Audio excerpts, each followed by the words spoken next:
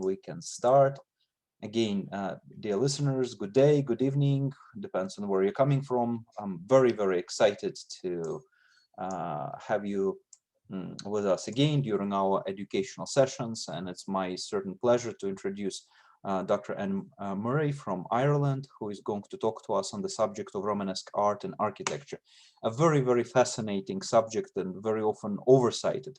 I have to confess my love for Romanesque, and of course, this is subjects that I personally was awaiting very anxiously for some time, even before we get acquainted with Dr. Murray, but it nevertheless brings even greater excitement now to have her here and to share her interest and to share in such an indirect, perhaps, way my passion for that very subject. So again, thank you. And Dr. Murray, please, your turn, so to say, without stealing too much of your time. No, you're okay. It's absolutely fine. Thank you. Okay, so let's get started. So just to kind of give you an overview of the content of the talk. So I'm going to first talk about the formation of the Romanesque architectural style, and then I'll move on to the development of the pilgrimage church type. So this will be the main focus of the lecture, because unfortunately it's such a broad subject that we can't go into all of the different European types. So I want to focus on a very distinct type of Romanesque church, which was the pilgrimage church type, of course, influenced by the surge in interest in pilgrimage at the end of the 11th century, and of course the Crusades to the Holy Land. I'll then look at some key examples of Romanesque architecture, and then move on to Romanesque art, which I'll look at the main features, its innovations, what was distinct and special about it, and key features that we generally find across Romanesque art. Of course, you will have regional variations, but there are certain characteristics that bond Romanesque art across Europe together. And then we look at key examples again. A lot of these will be in Romanesque pilgrimage churches, but also beyond that. Again, I have to restrict it to a certain amount of examples, or else we'll be here till probably 1 a.m. in the morning, Irish time. So I'll stick to some really important examples, some really important examples that will help you, of course, if you want to go and study the subject for yourself beyond this talk this evening. And then we just finish up then with the eclipse of Romanesque and the birth of Gothic. That'll just be the finish off the talk. So as you can see here, this is the very humble beginnings of Romanesque art and architecture. So this lovely little church, Saint-Genis-d'Enfantin in Languedoc. So we see this little panel in marble above the western entrance. And this is often defined as the earliest example of Romanesque art. And you can see it's a very simple little piece. It's actually a decorated lintel just above the doorway. But what is distinctive about this is you see there at the center is Christ in Majesty, sometimes called a mandorla, because it looks like an almond, so Italian for almond, a mandorla. And you see Christ in Majesty. And this is something you're going to see across many examples of a Romanesque architectural sculpture. And you see him being supported by angels on either side. And we have some other little like unidentified figures. But this is the very humble beginnings of a Romanesque art. We have to mention too that this is a rebirth of sculpture after a lot of years of dormancy, when very little happened in Europe with regard to sculpture. Very, very little. So this is that, early 11th century. This is not high Romanesque by any means, but this is where we begin.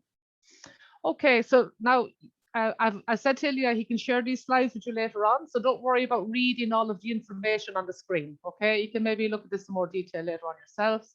But just to kind of explain the two main types of Romanesque architecture. And of course, we're focusing on the first one there, the linear, the Basilica type. The Romanesque pilgrimage type develops from this.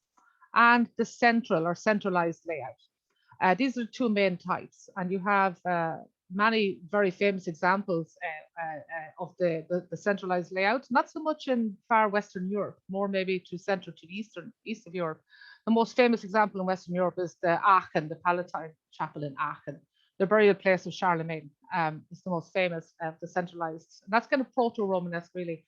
But we're going to focus more on this type, the Byzantine Basilica, which is where, from which the Romanesque pilgrimage type developed. This will be quite familiar to you, this kind of cruciform shape. So this one we're going to focus on.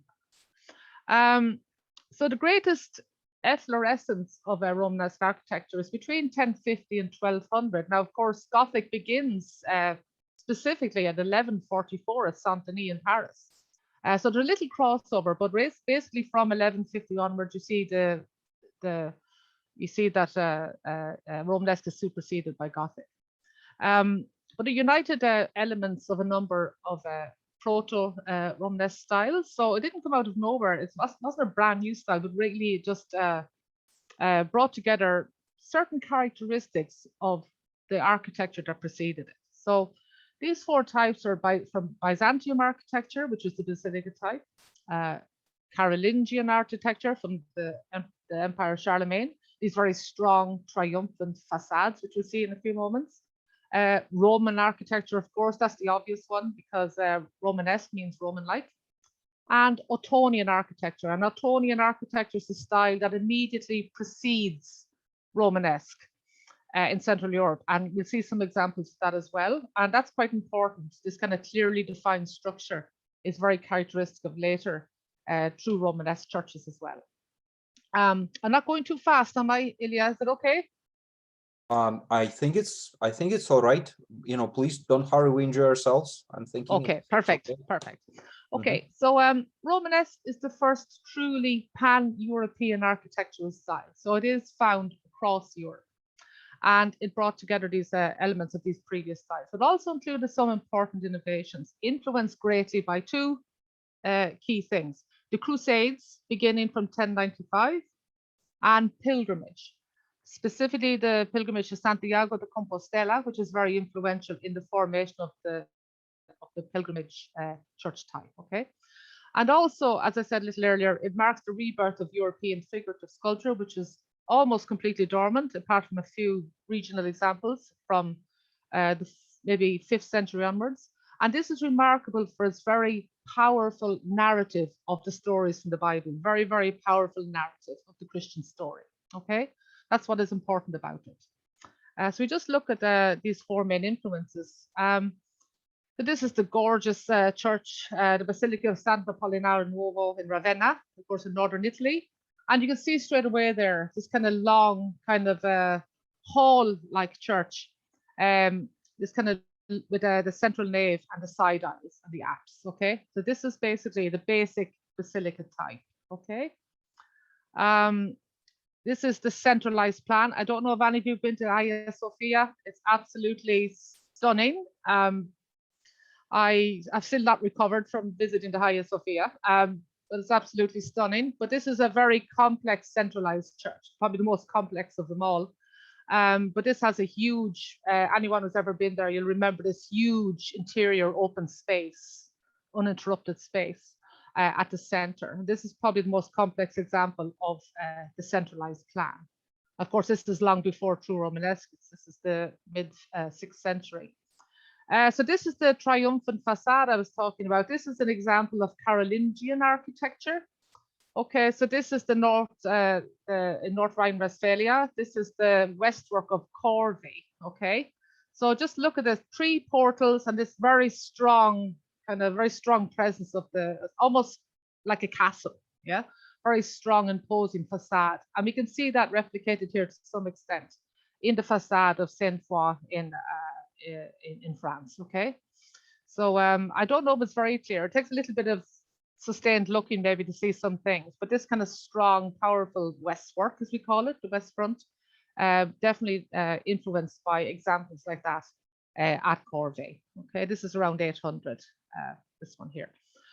And of course, this is quite important. The reach of the empire meant that regional styles and the plunder of early Christian and Byzantine buildings were united in various buildings, especially at the Palatine Chapel at Aachen. This is another centralized church, but it brings together elements of Romanesque. It may not seem really apparent yet, but the rounded arch, for example, rounded arch, this kind of richly decorated interior, and of course the decoration on some of the capitals. And mosaic is a feature here. Now, it's not a feature of Romanesque, but this kind of idea of the figures on a pale, on a kind of a blank background is very typical of Romanesque painting. So while you don't have mosaic in many Romanesque churches, certainly the kind of design, if you like, this kind of blank background with the kind of figures in the foreground, but kind of a bare background. This is very typical in a lot of Romanesque painting. Okay, and finally, Roman architecture. This is Saint-Gilles-de-Garde in southeastern France, and of course, the Roman arch is a central feature of Romanesque architecture, the rounded arch. And it's interesting here as well. This is not a style that became universally used. You don't generally have the three portals until you come to Gothic. But this idea of the church triumphant replicate, think of the Roman arch. It's a triumphal arch that you see in ancient Roman architecture. So they grafted this idea onto the facade in some regional examples of French Romanesque architecture to kind of give this idea of the church triumphant. Okay, now remember that Gilles-de-Garde is a meeting place for pilgrims, and it's a gathering place for crusaders who are on their way to recapture Jerusalem for Christianity. Okay, so this idea of the church triumphant is actually very much in people's minds of recapturing Jerusalem for the Christian world. So Crusades begin in 1095. It is recaptured in 1099 and is lost and gained again across the centuries. But nonetheless, this is quite influential, this idea of the church triumphant coming from Roman architecture, but triumphal arch kind of grafted onto the facade of this Romanesque church. So this kind of strong, kind of this idea of entering the gates of Jerusalem, if you like, triumphant. And of course, again, as well, this idea of a tympanum. This is called a tympanum, the semicircular shape of the sculpture. And these sculpted capitals that you see on the columns, this is very much a feature in the interior as well of a typical Romanesque architecture. So all these kind of columns on either side of the nave, separating the aisles from the nave, and these sculpted capitals. These are just the top parts of the columns. This becomes a very important feature of Romanesque architecture, obviously borrowed directly from ancient Roman architecture. And you can see it probably quite clearly here. This is just a detail of the Pantheon in Rome. And you can see here the capitals on the facade, and definitely borrowing this directly in the interiors of Romanesque architecture. So definitely bringing this element very much part of the Romanesque church.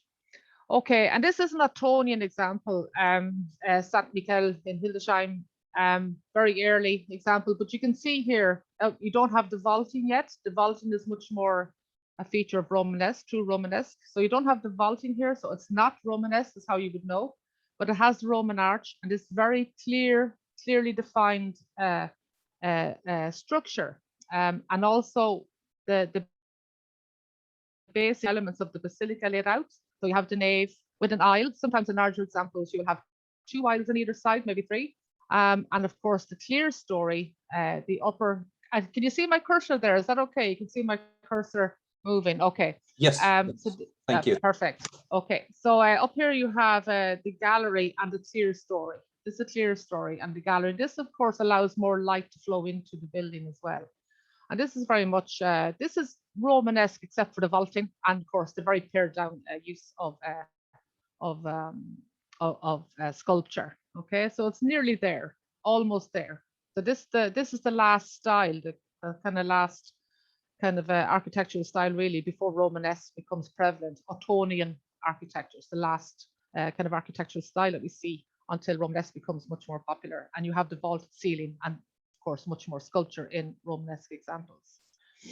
Okay, so true Romanesque. So what is it made up of? So you have all these elements that you see in those other architectural types, but you have the addition of what is called a new chevet, which is basically an ambulatory and radiating chapels. Okay, so if you see the plan here, if you look at the 2 plans, this is your pre-Romanesque, say your basic Ottonian or Byzantine basilica, and you have this kind of cruciform shape.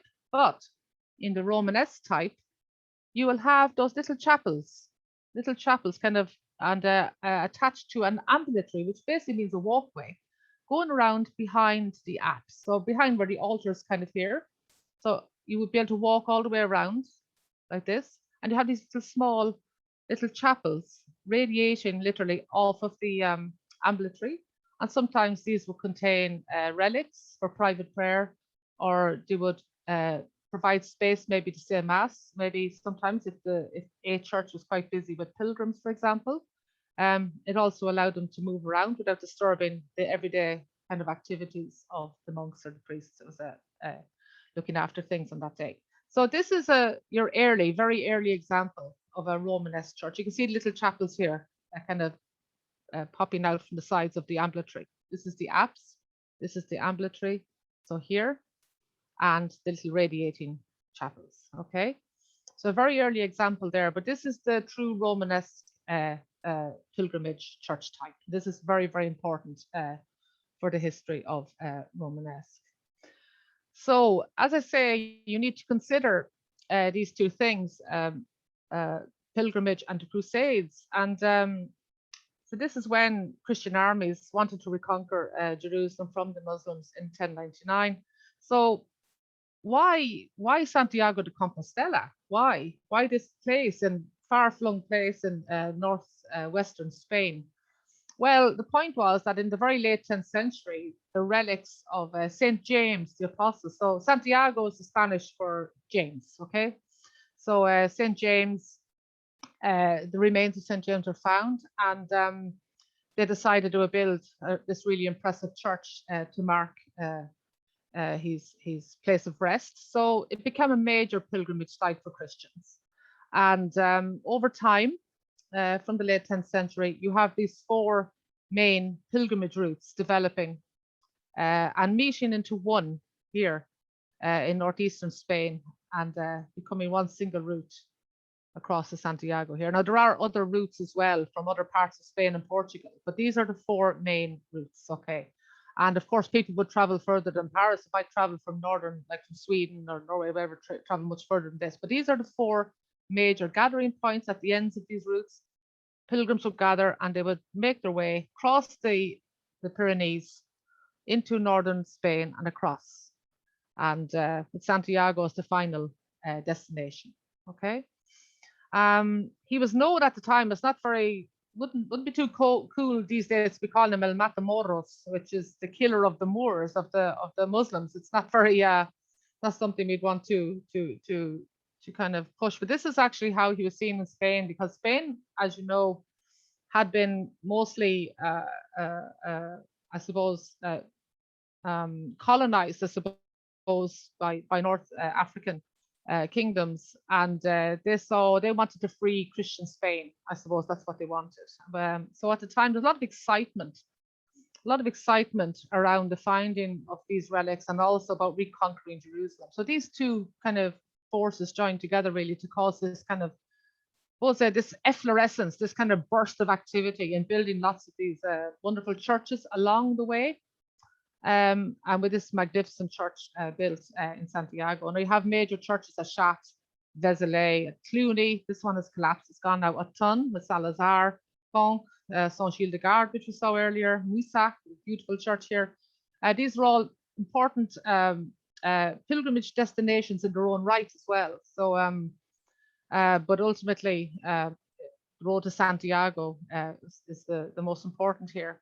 But here you see Saint-Gilles-de-Garde, as I said earlier, is a meeting point for pilgrims. Oh, excuse me, a meeting point for pilgrims and a meeting point for crusaders. So you can imagine, you know, this is there's a lot of activity building these beautiful churches. There's money involved as well, I suppose, to some extent. I mean, it caused a lot of wealth in some of these towns, become quite wealthy.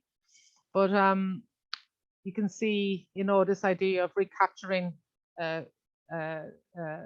Jerusalem for the Christian world, and this major relic here, Santiago de Compostela. This is quite important in people's lives at the time, and it's something we should ignore. Okay, so The example of a model pilgrimage church. This is one I would have studied in my leaving cert, my high school, for my high school exams, and has a very, very terrifying tympanum, the Last Judgment on the front, which I'll never forget, with people being roasted on spits and things like that. So it's quite scary. But this is a very typical Romanesque church. So it has all the characteristics of what we call high Romanesque. So if you see here again, you can see the little radiated chapels coming around there from the ambulatory. Do you see that? These little chapels. And this is the ambulatory there, and you will have the apse here over the crossing. And these very kind of small windows as well, because the buttressing, the arching system, the barrel vault is not very sturdy. So a lot of buttressing. I'll talk a little bit more about that in a moment. But you can see here, this is a fully formed Romanesque pilgrimage church.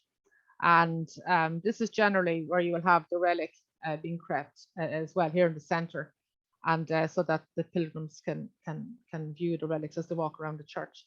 But it has all the main aspects: the apse surrounded by the ambulatory and the radiated chapel, the tribunes or galleries above the aisles opening into the nave or the choir, and the barrel vaults, okay, or the groin vault over the nave, depending on the church that you're dealing with. So I've kind of spoken about this already, but I think you probably understand that. I've kind of covered it already, but this is just a regional development. You don't need to talk about that more for the moment. But okay, this is the vaulting. It's important to keep in mind in Romanesque because it influences the final look of the church. There are two main vaulting types, and these are called the barrel vault and the groin vault. And the barrel vault is the more typical of earlier Romanesque churches. But the problem with that was that sometimes when they built up the arch at the last minute, when they inserted this stone, the whole thing would just come crashing to the ground. It would just fall down if it wasn't perfect. So it could be very tricky thing to keep these things up. So what they had to do was they had to use buttressing at the sides to make sure that the walls would not split apart. Okay, so that's why in a lot of Romanesque buildings you will have very, very small windows. And this would lead, of course, to a rather dark interior because they didn't want to weaken the walls with very large windows. And you can see here, sometimes it led to a very unsightly need for very huge buttresses just to keep the walls standing. So you can see here in this example, the buttressing is basically taken over. It ruins the aesthetic of the church.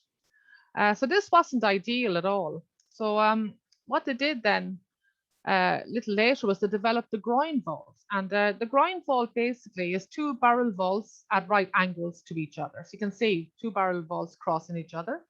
And these will be built in kind of sections, in kind of square sections joined together.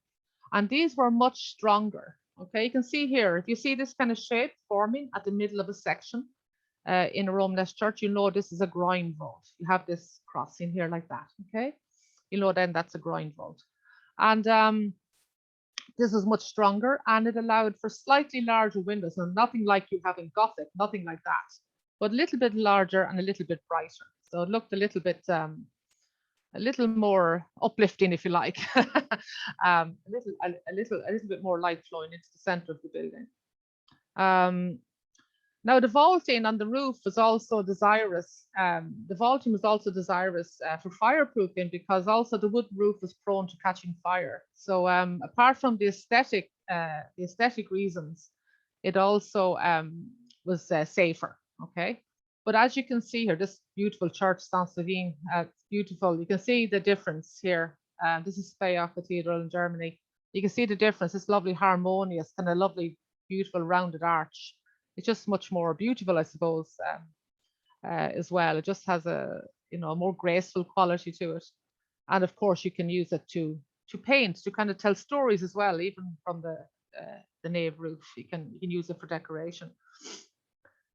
Okay, so I've kind of spoken. I've kind of jumped ahead of some of my slides, but you can see here again, just to recap: small windows, this kind of heavy, bulky appearance due to having to build very thick walls to stop the collapse, the extensive buttressing leading, of course, to these kind of darker interiors with the barrel vault. So this is Saint Magdalene of Vézelay. And now ignore the altar area here, because this has been rebuilt in Gothic, but you can see here the slightly larger windows. Now, it's very difficult to see the groin vault, but there is, there is a groin vaulting here, and it allows for slightly larger windows and a somewhat brighter interior than you would have in the barrel vaulted church. And again, you can see though that the sculpture is very restricted to the capitals. We don't have too much sculpture here compared to maybe the later Gothic. But some of these are really lovely, really wonderful examples of early sculpture. And okay, so I don't need to go. I'm sorry about the doubling of slides. I think I meant to delete that one. It's just a repetitive slide. Sorry about that. Okay, so just to talk a little bit about the cult of relics. So you have, this is Conch, Saint Foy. Saint Foy was a young girl who was martyred in the 4th century. She was grilled alive, as far as I know. She was 14 years old. And so a lot of the churches that were on the route to Santiago de Compostela, they actually, some of them paid, I think, quite a lot of money to acquire important relics. And so Saint Foy at Conch, this is quite important. This little girl, they found the remains of this little girl, and she's kept here at Conch, and actually becomes a very important pilgrimage destination in its own right. And this is a very fine example, I suppose, not from the neck down, because that is not her original head. It's a very famous sculpture, but this is the head of a Roman general or something that is stuck on much later. Yeah, so you can get a better look at it there. So you can see, you know, the goal of pilgrims who came to Foy was to see this beautiful relic, which holds remains of the girl. It has actually fragments of a skull inside, which have been verified. And you can see that over time, with donations from pilgrims, she's become more and more bejeweled. You know, she wouldn't have been quite as bejeweled as this originally. And these hands don't belong at all. You can see they've been added later. We don't know what happened to the head. We don't really know. But so this is what people came to see when they came to Saint Foy. So if I can just show you here, she would have been placed kind of here. This just to explain, I suppose, the rationale in the shape of the pilgrimage church. You can see how good it was with regards to crowd control. You can see here, you can enter, there's 2 doorways at the portal. So you enter through one, and you can walk up along the aisle. And around here by the transept, you can view the relic of Saint Foy here, and then continue on your way around the ambulatory and out the other side, without disturbing the everyday activities of the locals. They can just get on with their masses, but the pilgrims sometimes finish at Conch, at Saint Foy, but sometimes on their way to Santiago de Compostela could come in here, and just the crowds could just make their way around the church without disturbing the locals. They can just get on with whatever they're doing. So it's very, very practical layout as well. Obviously, the cruciform shape lends itself to Christian buildings, but it's a very practical shape as well. It kind of has a you know, it's very well thought out in how it kind of manages the crowds and yet allows the people to come and see what they've come to see. So that's interesting, I think, as well. So just to look at Romanesque sculpture, we actually have a lot more sculpture, as you can imagine, because stone sculpture obviously is much more impermeable than painting or other types of art. So we have a lot more sculpture than other kinds of art from the Romanesque era. A lot of painting has not survived. But again, as I said earlier, this sculpted tympana on the facade, so this lovely kind of semicircular arch you see over the west front of most Romanesque churches is an innovation of Romanesque church building, okay? And of course, the use of narrative to tell stories from the Bible. This is a very important aspect of Romanesque art, this powerful visualization of the Christian message. You have to remember, I suppose, as well, is that life was very different back then. People didn't have much. People lived much shorter lives. There was a huge amount of infant mortality. Many children died before the age of 5. Life was actually very tough. And so people could come to these churches and see this beautiful sculpture and actually learn, even though they couldn't read, because remember, many people could not read or write back then, but they could come and actually read, literally read these pictures, telling them the stories of the Bible. Yeah, as they walked around the church, they could actually read from the sculpture. They could learn about the Bible without without needing to read.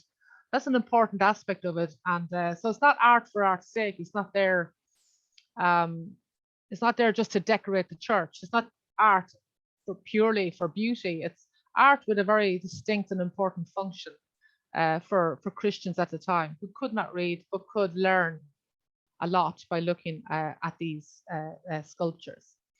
The one thing I will say about it is that as you look at these examples, as we move through them, you'll see that the human figure, like, I mean, if you look back at ancient Roman sculpture, it's remarkable for its naturalism. I'm sure many of you will know ancient Roman figurative sculpture. It looks very lifelike, very true to the human form.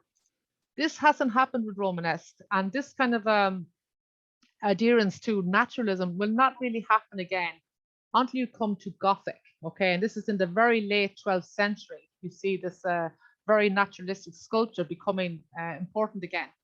But in Romanesque, for reasons we don't really understand, I mean, art historians talk about this a lot, but we don't really understand it. But a lot of Romanesque sculpture is very stylized. It's often not very expressive.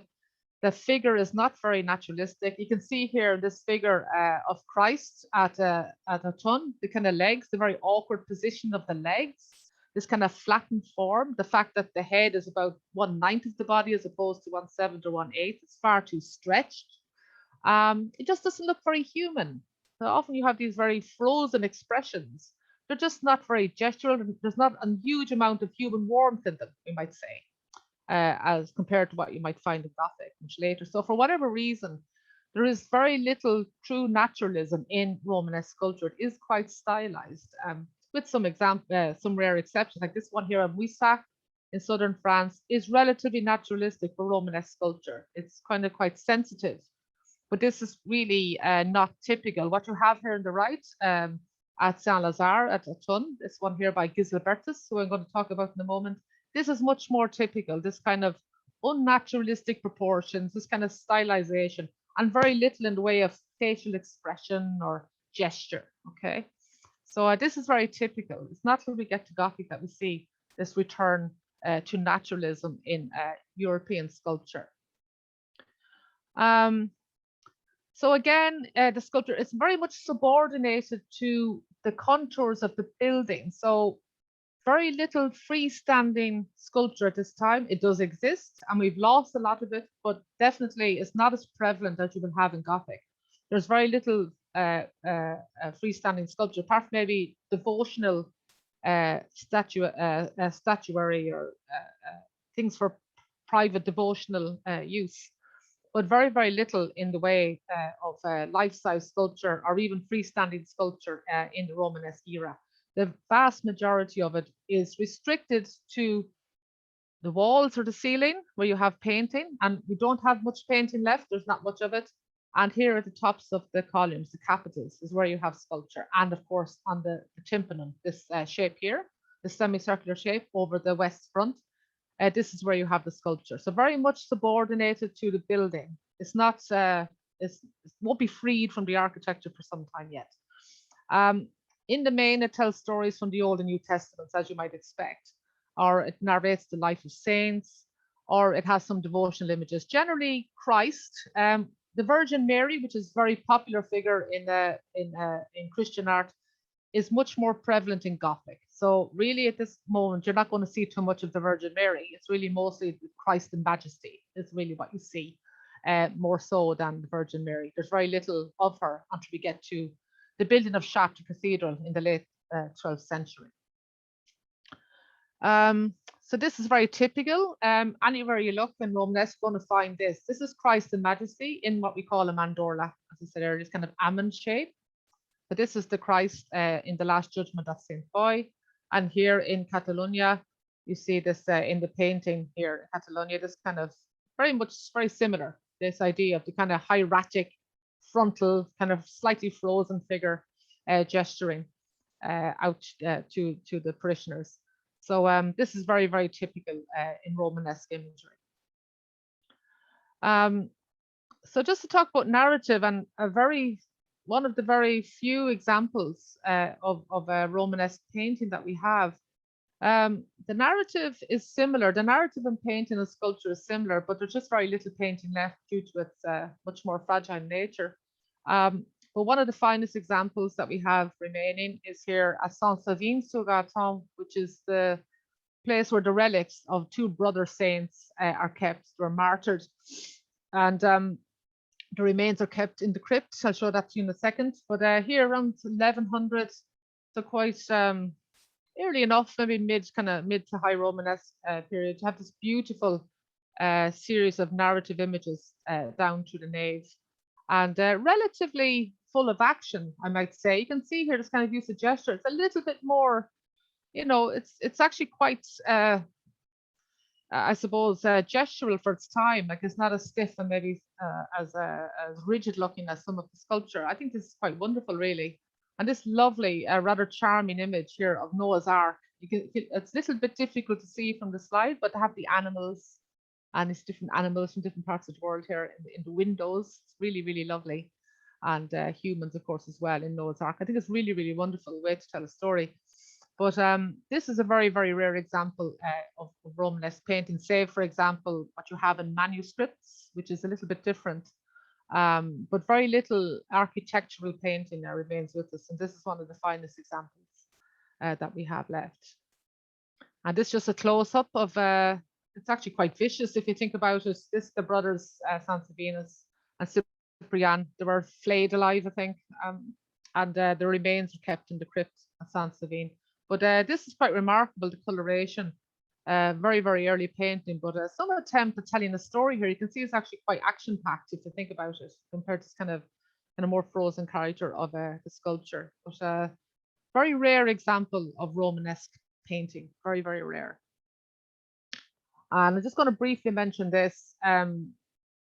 This is typical of the manuscripts at the time. It reminds me a little bit of early Christian art in Ireland, I guess. This kind of blank background and kind of more decorative, flattened artistic style, very typical of Nordic art and not of the Mediterranean. This does not look like Mediterranean art at all. This is really very much from France upwards, I would say.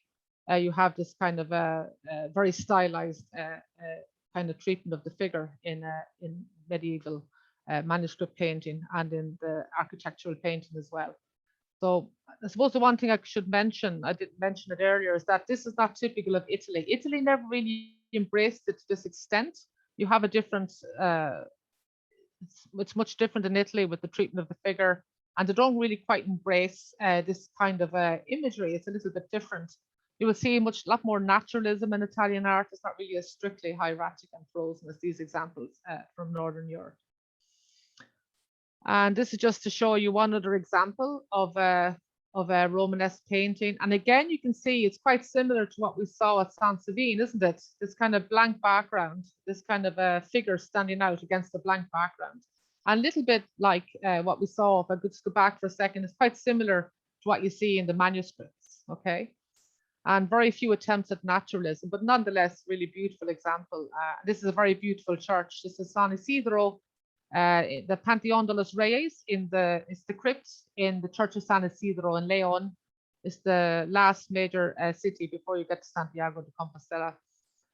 Very, very beautiful place. Really, really very beautiful place. And this is quite spectacular. It's got a quite jeweled appearance, so it's very similar to Byzantine mosaic in that respect. Now, considering that the color has quite faded over the centuries, but if you think of mosaic with a blank background and this very strong coloration in the figures, this is really what you have here. So obviously the inspiration is coming from Byzantine mosaic rather than other types of painting, because this is quite different to any kind of painting we would see in, say, early Rome. It's quite different. Okay, so just to look at some of now this is actually what you're looking at is probably the most famous tympanum in all of Romanesque. And I actually hate it. I showed it to you because I have to show it to you. I actually can't stand it. I actually hate it. I think it's the most horrific thing I've ever seen. And actually, until the mid-19th century, this thing was plastered over. It was plastered over because it was just too grotesque to be seen. Said, no, this is absolutely horrific. I mean, they had no clue what they were doing back in Romanesque here. They had no clue. So they finally decided to uncover it and said, okay, this is a masterpiece of Romanesque art. We have to talk about this a lot more. And look, we have the name of the artist. We hardly know the names of any Romanesque artists. They're not considered to be artists anyway, because at the time, they were considered to be doing God's work. They were not artists in the way we understand artists, okay? They're seen as these craftsmen. But this is Gilles Libertas. Gilles Libertas, this is by Gilles Libertas, and he signed his name under here. And this horrific thing is, I'm sorry, it's a very, very famous example of, it is very, I suppose, creative in the idea that how it imagines horror, how it wants to terrify the living daylights out of these poor Christians. I don't know. But anyway, he's one of the very few that we know by name. Gilles Libertas hoc fecit. Yeah, Gilles Libertas made this. Gilles Libertas made this, signed under the Tympanum at Autun. And this kind of, all I can say about it, and the reason I have to show it to you, despite not liking it very much, is that it's a really very, very typically Romanesque representation. And the Last Judgment is a very popular theme in Romanesque art, because it tells you, you live a bad life and you're going down there. You're going straight down. You don't behave yourself, you're going straight down below. Okay. So, but if you lead a good life, you have a chance to be saved. Okay, you have a chance to be saved. And the thing is, if you're living the life of a medieval person, you're living this very hard life. This meant a lot to people. It meant a lot to them in their everyday lives. This is really important. It's very central to people's existence. So to see this image as you enter church, okay, as you went to church, you see this image. It maybe terrified the living daylights out of it. I'm not going to ever do anything bad ever again. You're going to get roasted on a spit like your man down there, or you know. But otherwise, you say, okay, I have a chance to be saved, and so it gave people hope. On the other hand, it did give people hope. It offered hope to people at a very, you know, it's very, very difficult, short, hard life, and it gave people hope. That was the other way of looking at it. So just to give you, this is a detail from this is nuts. This is a detail from the right hand side. We just go back for a second here, okay? Just here. And this is the wane of the souls. Now, this is why Gilles Libertas is so famous, because look at this visualization of devils. I mean, he's got nothing else to look at. This is so inventive. I have to give him credit for this, because this is the visualization of monstrosity, of evil. He has no precursors. He has nothing else to look at. This is his imagination. What does horror, what does the devil look like? So he imagines the devil, this awful grotesque being, and you can see this monster with this is obviously not a very good, this hasn't been a very good boy in life. This is a bad soul. You can see by the face, he's not going upstairs, he's going downstairs.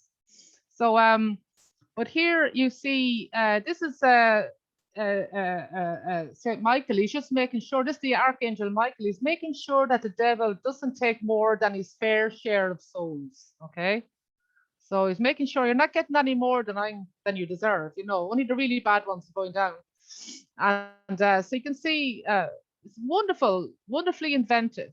Okay, wonderfully inventive. But you can see here, this wonderful. Look, this little soul looks like kind of a newborn baby, kind of going up into heaven. Do you see that? Yeah, it's going up. And it's kind of like this is not a leg, it's just like a little ray.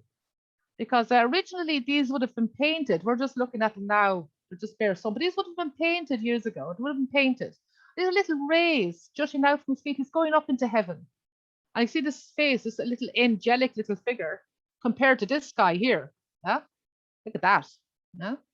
So and for me, it's really terrifying to see here. He's trying to get away with this. This is a soul. This is an innocent soul. You see, that's like a baby. It's so violent. He's holding it by the hair. You see that? He's just holding it by the hair. He's trying to hide it from Michael. Yeah, I'm trying to get away with this little soul here. You see that? He's trying to get away with him. Yeah, but I just did a little close up there, just hopefully you can see a little bit better. But this little innocent figure, Michael is trying to take him, and or sorry, the devil is trying to take him. Michael should be trying to get him back. But you can see here this wonderful visualization of a story. Obviously, when it was painted, it would have looked quite different than it does now. But quite wonderful. And on the lintel, if I just go back very quickly, and looking down here, okay, this area here, if you look here, these are two pilgrims. So this church, remember, is on the route to Santiago de Compostela. So pilgrims are passing through all of the time. And you have here in the lintel two of the saved, okay? They're going to heaven. So they have little symbols on them that distinguish them as pilgrims. And this is the conch shell of Santiago, of St. James, the conch shell. If you see pilgrims turning up at Santiago all the time, as they do every day since medieval times, you see that they have this conch shell either on a necklace or on a bracelet or somewhere on their person. They have this little shell, okay? So this is a symbol of Santiago. So this is clearly a pilgrim, and this is the cross of Santiago here, okay? That's the cross of Santiago. So we know that these are pilgrims. So this is obviously telling people, if you're a pilgrim and you do the pilgrimage, it just brings you that little bit closer to God, maybe, that it's a sacrifice. I mean, remember, people might have walked 2,000 miles, 2,000 miles to get to Santiago. So this is tough and dangerous. It's a sacrifice, but it's what many early Christians would have done. So it's quite lovely detail, I think, on the lintel there. And this one here, so just showing Gisberta's softer side compared to his Last Judgment. So this is beautiful little capital on the nave. Okay, you have this is called the Dream of the Magi. So it's the three kings going to Bethlehem, and you have an angel, and she's just kind of pointing to the star. See that, to show them the way. Isn't that lovely? And in doing so, the angel has woken one of the trees. See the eyes just opening up there. The other two are fast asleep, and this one has just woken up.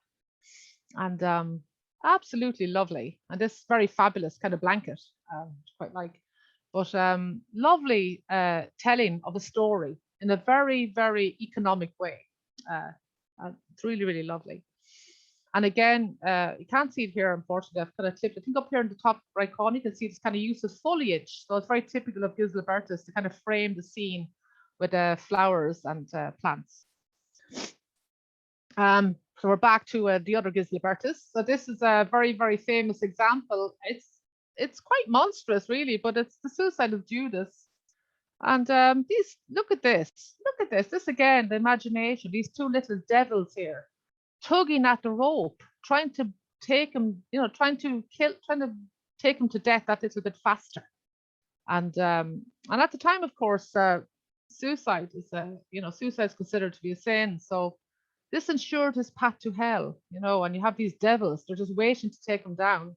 So again, very economic telling of a story from the Bible.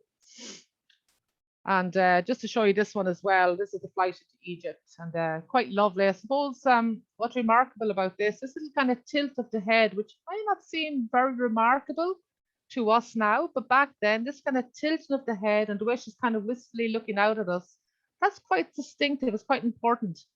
There's a little bit of humanity in this capital, I think. We see this little smiling figure of Jesus looking out at us, and Mary, she just tilts her head and looks out at us as well. And there's some there's some degree of human warmth in this sculpture, I think, that maybe is missing in a lot of the work, a lot of the sculpture during the Romanesque era. And I have to show you this one before we move away from Gisberta's. This naked figure, this nude figure of Eve, this is so rare. You do not have the nude figure. This is not a feature of European art till much later, much later. So you have this figure of Eve. Look at this hair, this wonderfully sinuous hair. She's taking the apple. Look at this. The serpent has given her the apple. She's got the apple in her hand. She's going off to tempt Adam with the apple. And this kind of figure, this is a very, very rare thing in Romanesque art. The figure of Adam is lost. We don't have it anymore. But her left hand is picking up this apple on the branch. It's been bent towards her, so that she'll pluck it from the tree and give it to Adam. But this idea of a sensuous and seductive female figure in Romanesque art, this is one of I think it's the only example really that you would describe as such. So It's in the Musée Roland in Autun now. It's no longer on at the church, but it was worth showing to you for that reason, and that it really is so distinctive. Okay, so moving on and looking at some other examples is a bit different. This naturalism here that we find in northern Spain. Obviously, Santo Domingo de Silos is just off of one of the major routes, just off of one of the routes to Santiago. Santo Domingo de Silos is one of the homes of Gregorian Chant. It might be worth telling you that. So if you go there, as I did some years ago, you can hear them singing Gregorian Chant if you go very early in the morning. It's really very, very beautiful. It's really, really, really lovely. But it also is home to some of the most stunning examples of Romanesque sculpture. This is so beautiful. I don't know if it's the warmth of Spain that has actually turned this sculpture much more kind of softer and naturalistic in its representation of the human body. But these are so different to what we see in the French, most of the French examples. This is Deposition. It's one of the corner pier sculptures on the lower register. There's two levels. The cloisters is a double cloister, so most of the really important sculptures found on the ground level. And you can see here already this somewhat more naturalistic treatment of the human figure, much more naturalistic than you'll have seen in the work of Gilbertus. These are a little bit more convincingly human, I would say. Yeah, a little bit more convincingly human in their treatment of the figure. And just to show you the location, this is of the Spanish. Look at a few of the Spanish locations. Santo Domingo de Silos is here, just off of this road, a little bit off the beaten track, but nonetheless, it would have been important. Burgos is next. Burgos, most of this Romanesque sculpture is gone. It's been replaced by a huge Gothic cathedral. But Leon, we saw the Pantheon de los Reyes earlier. The Leon, very important, the Church of San Ysidro, and of course Santiago de Compostela up here in Galicia. Just to go back here for a second, this is the Jesus burial. So this is just the cross. It's around the corner from Deposition. The Deposition will be kind of facing out onto this kind of open area here, and this wonderful economy in the use of these small spaces. But you can see that the sculpture is much deeper. It's a little bit more free from the architecture. Do you see that? They're like almost breaking away a little bit. So much more rounded, much more deep cutting, and much more proportioned, I think, than the examples we've seen so far. So these are quite wonderful, just to show you these. Lovely, lovely. A lot of action, I would say, a lot of action. There's kind of a lot of movement and gesture in these. And if you look closely here, I think this is wonderful. If you look here, this is Jesus as a pilgrim. If you look, I don't know if you can see the little conch shell. Can you see it? It's not very easy to see. Isn't that wonderful? You're just turning around to look back. You can see it. Okay, brilliant.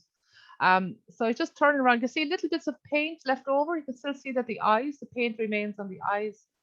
And he's looking back here at the other pilgrims, and he has this little conch shell here, which tells us he's on his way to Santiago de Compostela. So wonderful. And much more graceful, I think, than the examples we've seen in France. This, of course, is Doubting Thomas here. Putting his hand into the wound, Jesus here, to check that it's real. But wonderful use of movement, I think, in these. Use of drapery as well to kind of increase the idea of movement and three-dimensionality. And that's just, this one's very damaged, just the Last Supper capital. But I think, again, it's just the creativity of the sculptor in trying to fit these little scenes into the shape of the capital as well is quite amazing. And of course, showing off his skill as well, this kind of twisted columns here as well, and remarkable. I think it's the only one thing on the lower register, these kind of twisted columns, very, very artful indeed. But it's a pity it's so damaged. We can't see so much of it anymore. Okay, I'm not talking about that slide because that one was meant to be gone. I think this is the wrong, one second. That I think, oh yeah, okay. I just wanted to kind of talk to you about the monastic orders. This is kind of important because what we've been looking at this evening, because I wanted to show you a lot of sculpture, is that this is because most of the examples we've been looking at are Clunaic. They're of the Clunaic order.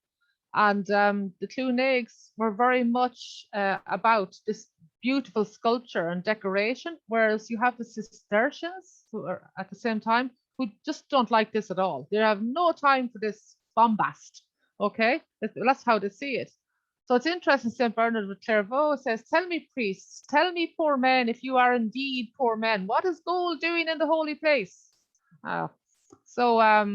Okay.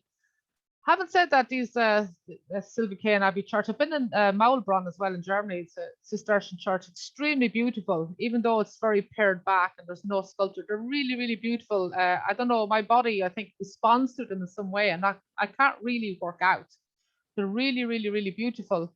But the reason I've been kind of focusing on Cluniac examples is because I wanted to show you the sculpture. You're not going to find that in Cistercian examples, but it's important to kind of help you as well if you're visiting these various churches. You'll know if it's Cluniac or Cistercian, depending on the amount of decoration that you see.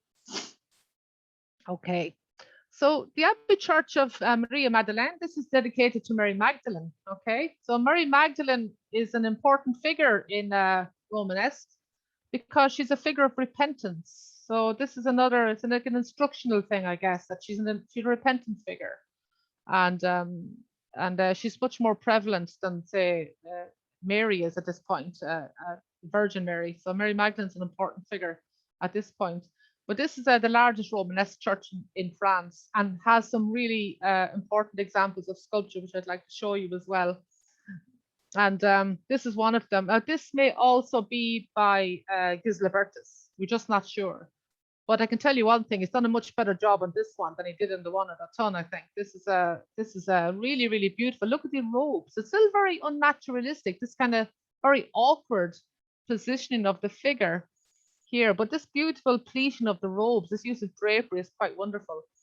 And I love the way he has these kind of rays of light shooting out of his hands. Okay, this is the Pentecost. So he's giving the message to the apostles, spread the word of God, you know, and this lovely visualization of that, with these rays of light coming out of his hands to give give this knowledge to the apostles so that they might, share it with the rest of the world. And these are the people, these people on the lintel down here, these are the people to whom the word of God will be spread. Okay. They're quite wonderful visualization of the Pentecost. Again, great economy in telling this story, but a wonderful, this really deep undercutting as well. Kind of not quite as flattened as in the example of Autun. I probably should just briefly mention as well this kind of inclusion of the labors of the months and the signs of the zodiac. This is very typical. It's very typical. You may have seen them before. It's very typical and probably seems a little bit bizarre to find these astrological symbols in a religious building, but it's very prevalent across European sacred architecture. You see it everywhere in the illuminated manuscripts as well. It's very, very common. And this is one of the examples of narrative. Just to make it really clear, you can see how the story is told in one single capital, 3 episodes of the same story. So again, remember, to the illiterate, the people who do not have books, people who only have their eyes to learn, you see this lovely visualization of a story. So this is David and Goliath, and I'm sure you know this story quite well, but I just love this. This is a Goliath shown in contemporary armor, yeah, like a contemporary soldier. And this is David with a slingshot. Look at that. See the slingshot here. This is where he kills him here. And he kills him with a slingshot. And then on the next side, so this is where he hits him with the slingshot. And then on the other side, you see him here cutting off Goliath's head with Goliath's own sword, because you can see that the scabbard is empty. So he's cutting off Goliath's head with his own sword. Even though David is only a boy, he's tiny and frail, he's managed to cut off Goliath's head. And then here in the other side of the capital, you see David carrying off Goliath's head to show it to the people. Okay, so wonderful little narrative. You see that it's really clear. As you move around the capital, you can see the story being told. It's absolutely beautiful and really, really charming, I think. But you can see here how these works, they really are not just art for art's sake. They really are, delivering the message. Really, they're kind of telling the story to the people. Really, really lovely. And this one is particularly beautiful, I think. I love this one. Personally, this is one of my favorites. What I really love about it, and I'm not sure it's really true or not, is that This is the Old Testament, New Testament. This is like facing the light. I like to think that the New Testament is the idea of like coming from darkness into light, coming from kind of sense of, I suppose, hope, I guess, in that the New Testament offers some kind of hope. And that is why the figure of Paul is facing the light and the Old Testament is in the dark. But that might be just me reading too deeply into it. Anyway, it's called a mystic mill, 1120, quite early. So use the symbol. This shows Moses pouring the grain into a mill. Yeah, and the mill, the grain is the Old Testament and it's been poured into a mill, and the mill is representative of Christ, okay, which produces the flour, which is the New Testament, which the Apostle Paul collects in a sack. Isn't that lovely? Isn't that just lovely? This economy of telling this narrative, this tiny little space along the nave. And I just think that's absolutely wonderful, you know, that this kind of rough grain becomes a kind of a fine flour. And this is like it's almost like the New Testament, it's like a refined telling of the story of Christ. It's absolutely beautiful and very simple to understand. So I really like that example. And I love this kind of rather sensitive, even though the figures are still a little distorted, I really love the way kind of sensitively treated here. Again, that's something we see all the time in Romanesque art, but quite lovely. Now, so we're finally at Santiago, and you might wonder, I suppose, why I haven't said much about this place, because Santiago de Compostela is obviously extremely important. The Church of Santiago is extremely important, but as you can see, it's been completely rebuilt. The facade is in Quiriguesque, which is a Spanish Baroque style, which looks nothing like Romanesque, as you can see. However, if you look a little more closely, you will see remnants of the original Romanesque church and some very important examples of sculpture. And another sculptor, and we know very few sculptors, as I say, by name from the Romanesque era, but Master Matteo is incredible. This is the Puerto de la Gloria, so the Portal of Glory, and this is the absolute masterpiece of Spanish Romanesque sculpture. It's so stunning. Over 200 figures in this portal. Absolutely stunningly beautiful. Now, all I can say about it is late Romanesque, and I'm wondering, has he already learned from the early Gothic masters? Because these are very realistic, very gestural, very lifelike figures here. They look human. They relate more to the public. People look at them, they see them as humans. You know, they identify with them. And I'm wondering, because of the date, because it's 1168, and Gothic begins at Saint Denis in Paris in 1144. So I'm wondering, has he learned a little bit from the Gothic masters, who did rediscover the naturalism of ancient Roman figurative sculpture? But nonetheless, he has made this huge effort to humanize the sculptures. They really do have a lot of what we call human warmth. They move like human beings. They express themselves like human beings, and we can relate to them. This is the figure of Christ. You can see as well the little bits of the paint left. You see that? You can still see remnants of the paint. Because as you know, like that, all this sculpture we've been looking at this evening was originally painted. It would have looked very different. So you can see here, you can see remnants of the original paint left on the figures. This is very rare. So what we see here is Christ, Pantocrator, showing the wounds of the crucifixion. His hands are facing out to the people, and he's surrounded by the four evangelists, of course. This is very typical, and angels. This is the cross of Santiago here. And but it's very rare to find some of the remaining paint. That's here, okay? I'm just looking here, okay? That's where it is. It's here. There's so many figures, it's hard to see anything. But you have the excuse me, that's the tympanum there, okay? And that's what we're looking at here. But then when you look a little bit below, look at these figures. Wow, yeah. Look at these figures. Absolutely. Now these are like humans. These look like people. These are very naturalistic.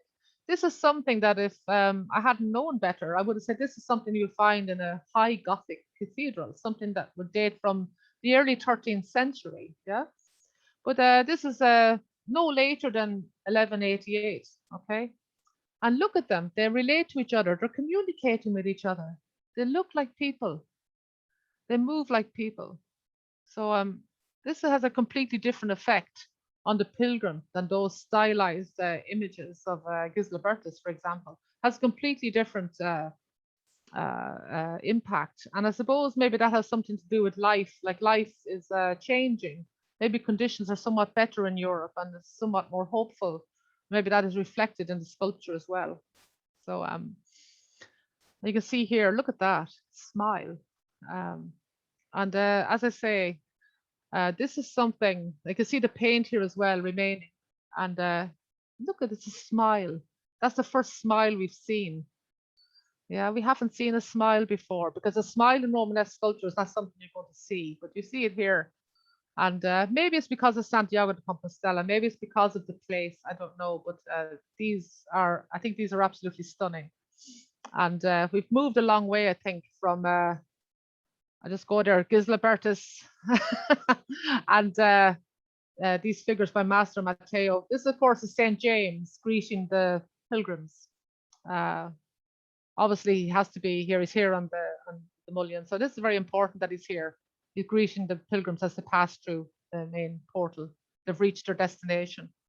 And but again, as I say, we've moved a long way in half a century or so in the development of European sculpture.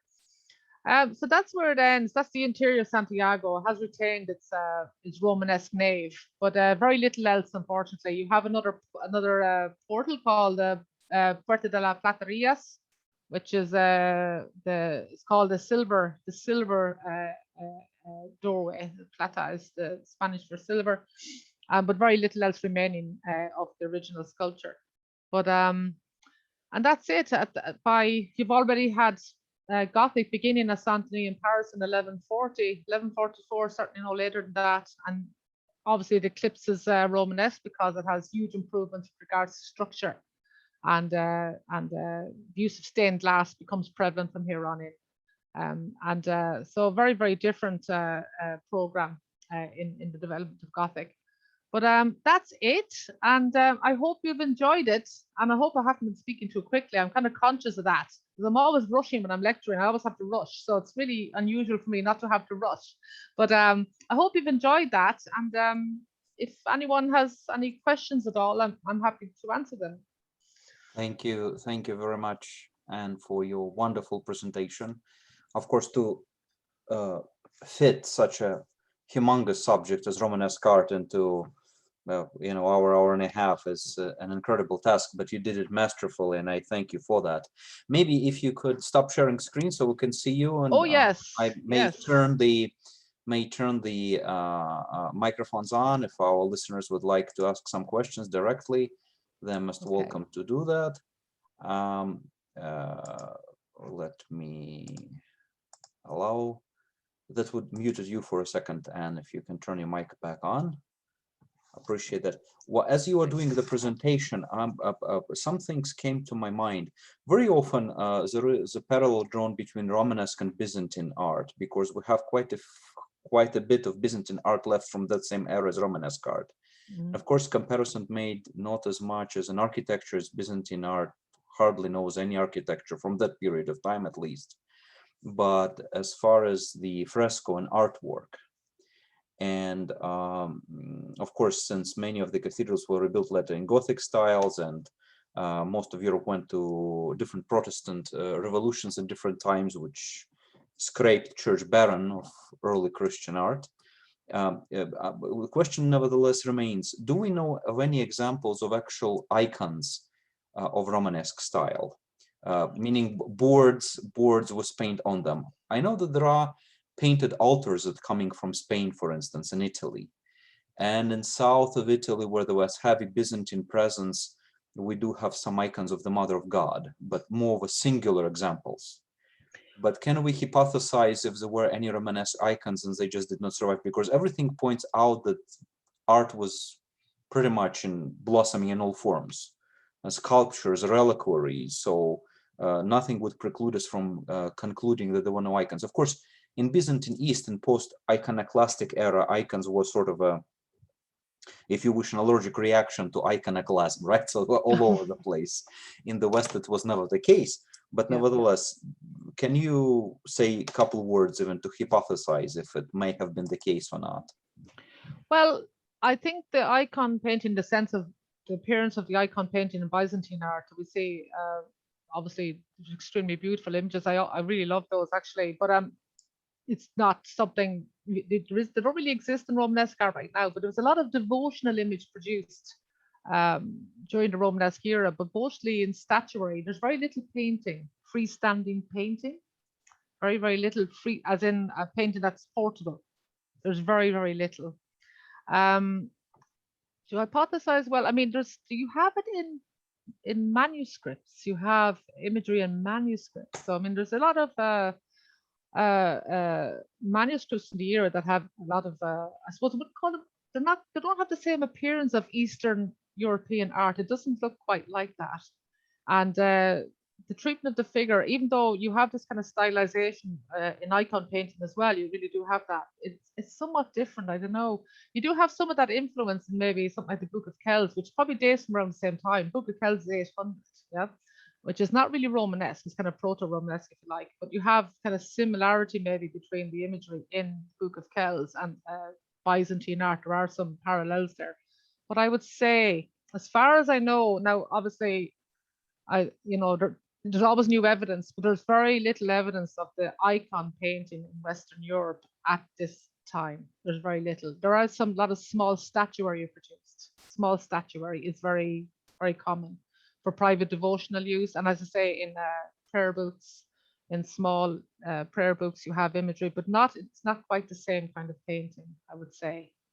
I don't know if that quite answers the question, but there is very little of it, I would say, if it existed at all, to my knowledge. Yeah. My question was prone by the fact that, for instance, if you're looking at the cathedrals like Saint Savine, yeah, or if you look at number of or San Pietro in Valle in Italy, in central Italy, in Abruzzo region, or if you're looking at some smaller church like Saint Nohant Vic, pretty much, or Brinney, or some other examples. There was huge cathedral dedicated to Saint Martin in Tours that did not survive. It was destroyed during the revolution, but we know it was all painted on the inside, so very much like Eastern counterparts. So it just sort of question come naturally whether they had icons as well. And Christine has some questions, but let me just continue and finish with this one, and then I'll give her a chance to ask. So by looking at the Cathedral of Saint Magdalene in Vézelay, we could say that it was not painted inside, correct? It was more barren. We don't know. No, there may have been wall painting. No, certainly there may have been wall painting. There is evidence, certainly at Vézelay and at St. Magdalene, St. Magdalene's of Vézelay, but also at Saint Lazare and Autun. There's evidence that the walls may have originally been painted. There is evidence of that, but they've been lost. Certainly, we have lost a lot.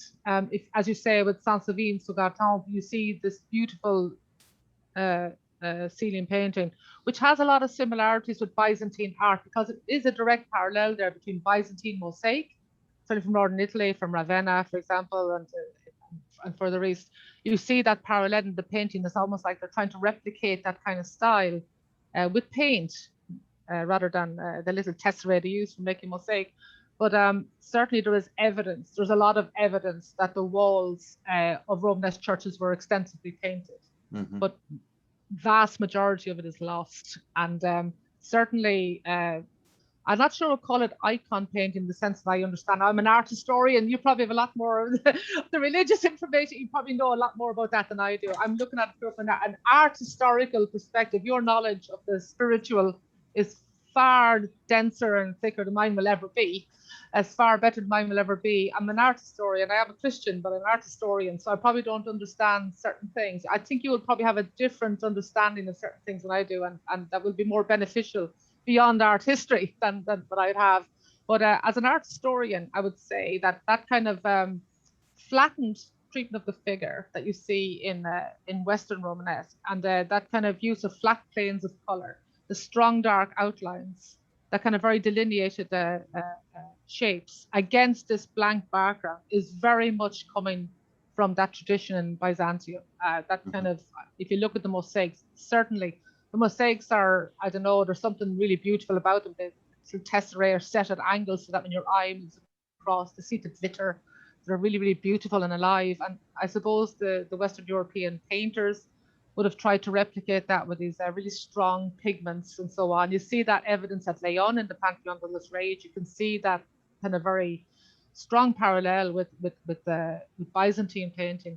I don't know if it's called the icon. I mean, certainly you do see, I suppose, that's how I explain this now.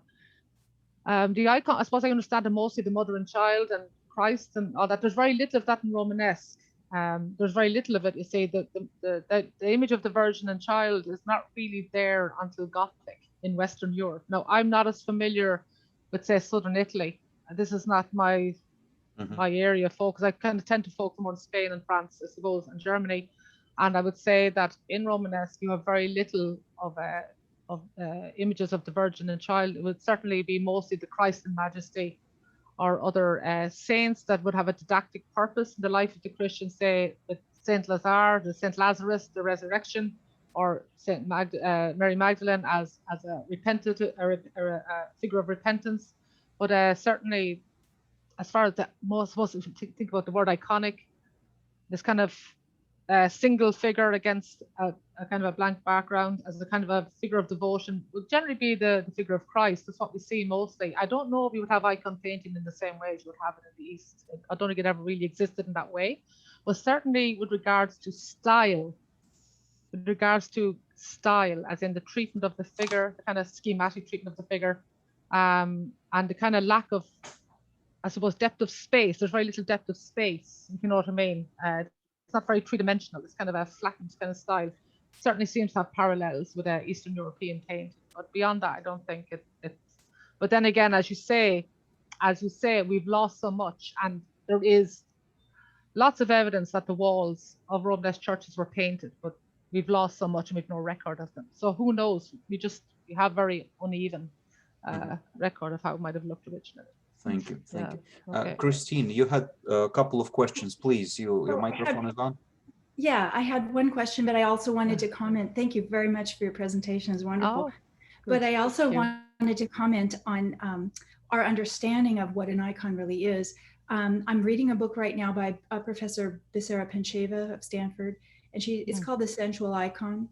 And she refers to discovery of so many different things that may have been private devotional things that were icons, considered icons, but they were portable.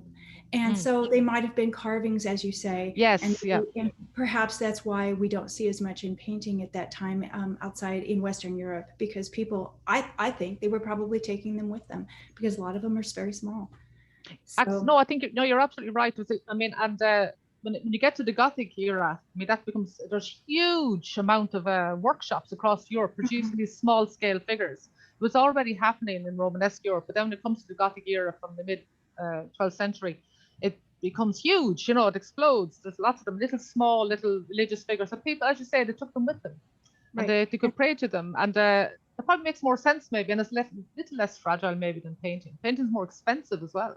It's more pricey. It's more difficult to produce. I think you're absolutely correct. Yes, and as you say, it can also be considered an icon in that sense, that it's a devotional image. So it's interesting. Yeah. It leads me to my next question, because I understand that a lot of these pilgrimages offered little tokens and basically souvenirs for people.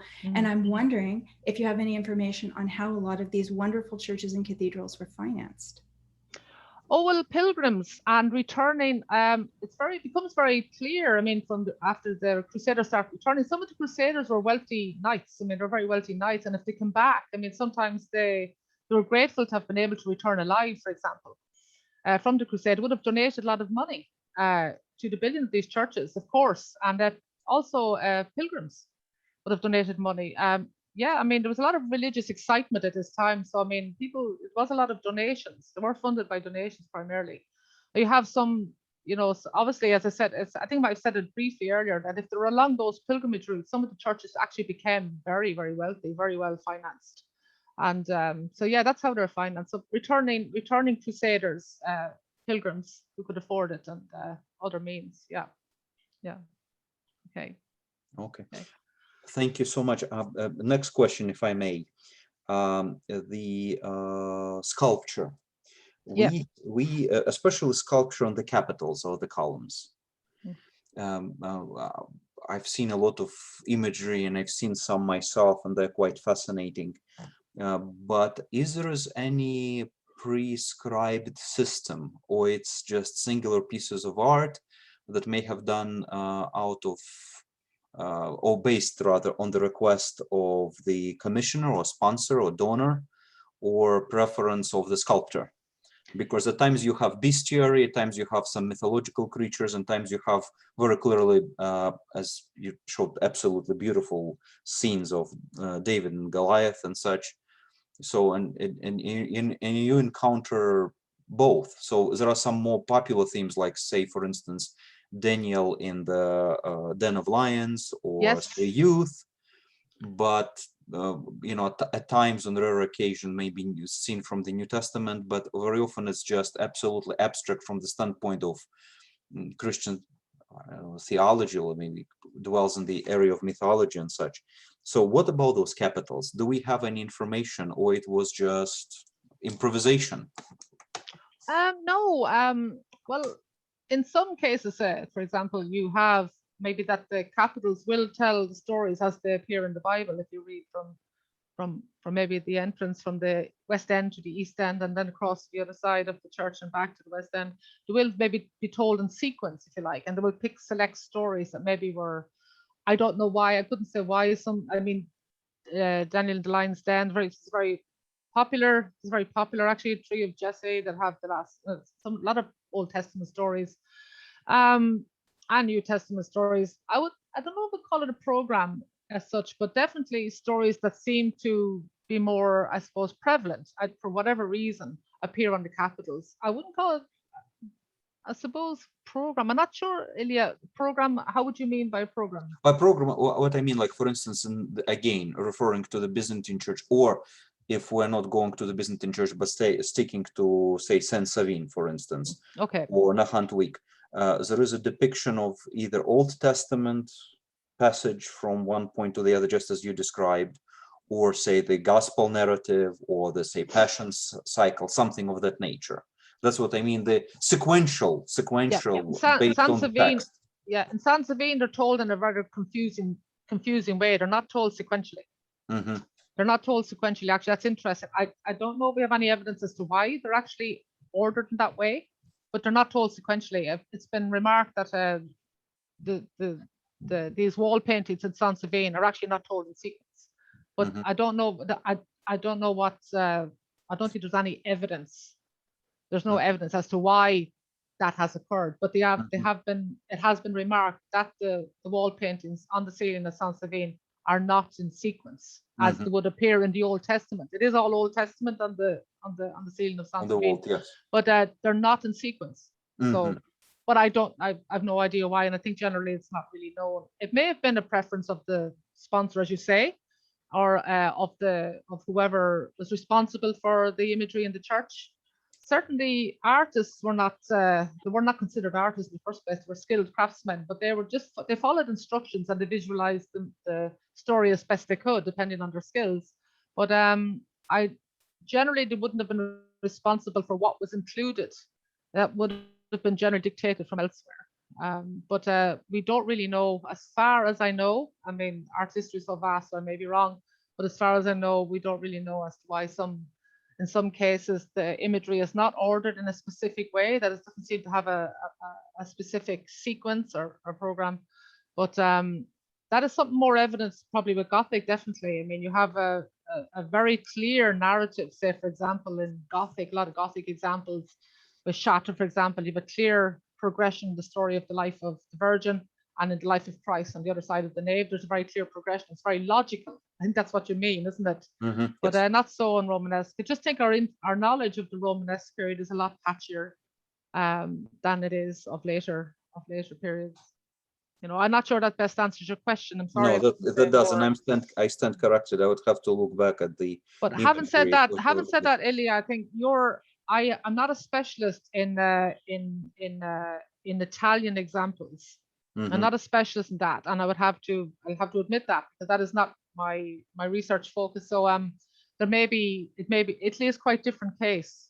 Italy is quite different. I mean, Italian art is very different to what's going on in France and Spain. It's very different, and so maybe there things are a little bit different or better recorded. But certainly, I'm not a specialist in that area, and perhaps things are a little bit different there, you know. So but maybe you can. I don't know if you can weigh in there. Maybe perhaps, and I don't know the Italian examples. Maybe I'm not sure. I would be interested to know. Now that you made me think, I would have to look back at the pictures.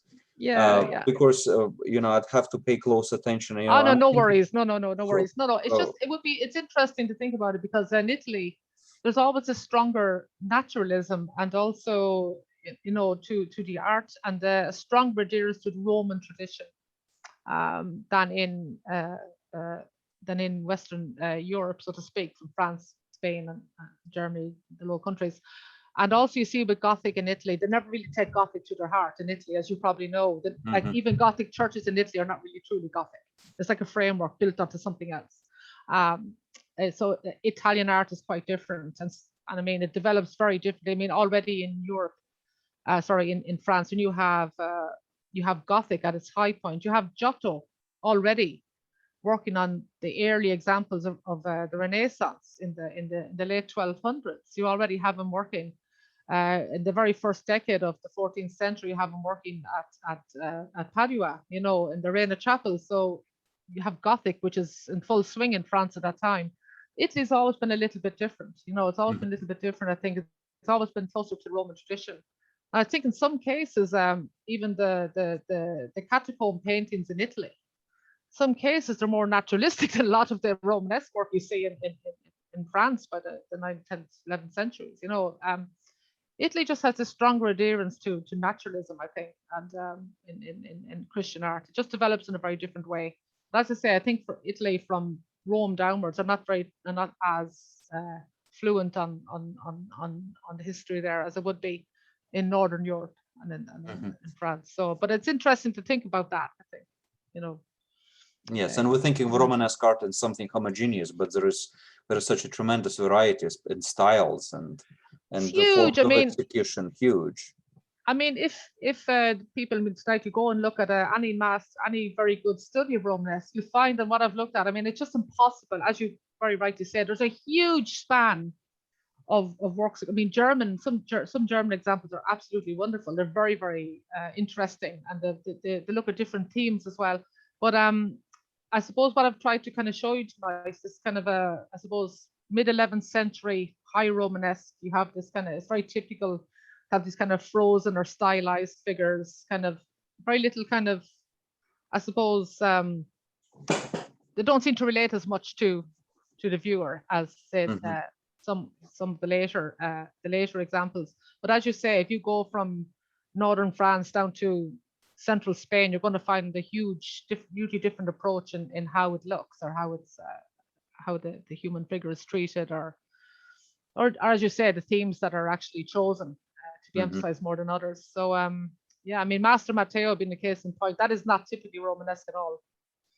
It doesn't look Romanesque, and it's very atypical, I'd say, of Romanesque pilgrimage art. But we have very little information about it. I'm thinking he probably knew Roman examples. He must have, or he knew Gothic sculptors in France, one or the other, because it's just a complete departure from what we would call Romanesque. You know, if you look at him and Gislebertus, they're very different. And so yeah, there's a huge, as I say, like what we've covered tonight is a very small small cross section. A very small cross section. So really, I've kind of stuck to what we would. I mean, I suppose we look at the university program. What you've had tonight is what we give to the first and second years. They need to get a grasp on what does Romanesque look like, or how do I understand Romanesque? How do I identify Romanesque? And so you identify it by the typical aspects of the architecture, typical aspects of the art. But obviously, as you say, we need to burrow into it a lot more deeply. When we start digging and digging, we always find something that just completely blows it out of the water. So yeah, so what we've seen tonight is what we've said. This is under Romanesque as is generally understood, but certainly there are always exceptions and always things that surprise us, I guess. You know. Yeah. I have two hopeful, very short questions, and please forgive me. I don't want to abuse you. No, don't worry. I'm to be quite honest with you, I'm absolutely enjoying it. I'm absolutely loving it, and I just hope I haven't bored you all to death. No. We anticipated many more people. The post was shared over 40 times, but I guess people are planning to watch it in the recording. So they missed a quite wonderful presentation. Those huge suspended crosses that were hanging in the Romanesque Cathedral. We know some examples in Germany. We know some examples in Italy. We know many more examples in Spain. But to my knowledge, I don't know of any of such appearance in France. Was it a universal or it was original? Do we know anything about those sculptured of Christ, maybe even dressed as a king or what have you? And you have sculptures of Jesus on the cross. You certainly have. You have the wooden ones that are suspended. Yes. Oh no, you do have them. Yeah. In France as well. Too many of them. Germany. There's a lot of incredible examples. Yes.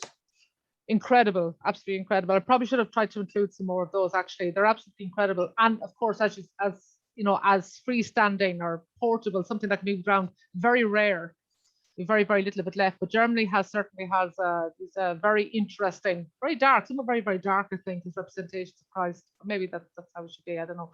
But France, not as many. But then again, you know, you have them.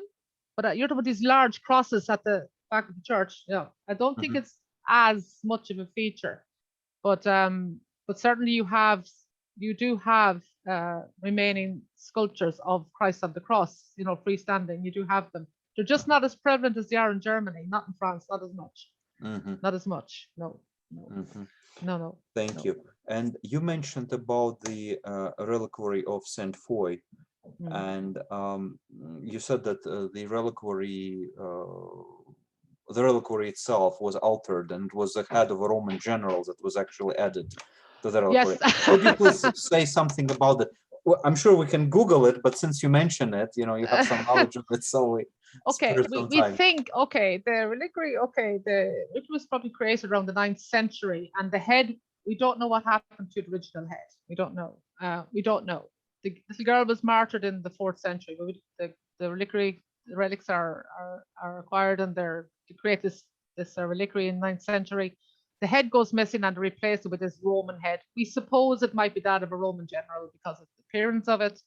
Might be something else, but generally thought to be the head of a Roman general. We have no idea what happened to the original head. We just do know that there are fragments of a skull that have been verified as dating from the 4th century, very closely dated. So maybe these are the original relics. And the addition of the silver hands and the very large feet for a little girl, very large feet, and these are all additions over time, just donations from patrons of the church. But we don't know, we don't have any real information, I'm afraid, on where that head came from, why it's stuck unceremoniously onto the top of this little. And at that point, we could say that the head is actually earlier than the rest of the reliquary, or not? It is. I know, clearly it is. Yeah, it's clearly something coming from much earlier. It is definitely, I'd say, probably maybe 6th, 7th century. It says a little bit earlier, but it's completely atypical, completely disjointed. I suppose it looks completely wrong, I guess. But we don't know its origin. No, unfortunately, I can't answer that one. No. Oh. Okay.